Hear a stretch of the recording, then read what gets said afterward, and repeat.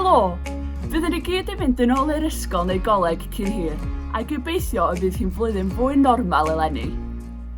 Ond dwi'n neud yn siŵr bod hyn yn digwydd, mae rhaid i ni gyd chwarae'n rhan.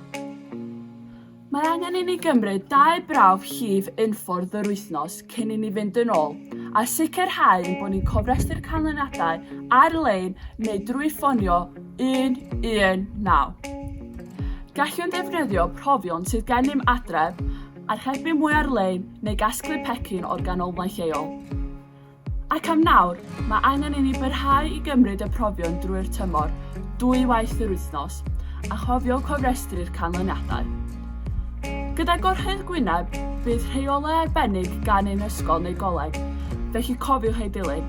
Hynny, rhai ohonyn sy'n blwyddyn 7 neu'n hynach, bydd angen ei gwisgo ar gludiant i'r ysgol neu goleg. Beth am y brechlyn? Os yw'n cael y cynnig, ewch amdani os gwelwch chi'n dda. Beth am golchi dwylo? Eith hwn byth i ffwrdd, felly cadwch ati.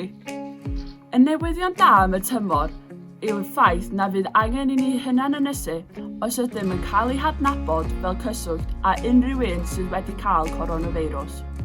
Ond, dylid cael prawf PCR ar yr ail a'r 8fed dydd wedi i chi cael ei hysbysu a hunan ynysu yn syth os ydych chi'n datblygu symptomau. A dyna ni! Diolch am wrando ac ymlaen â ni at dymor da!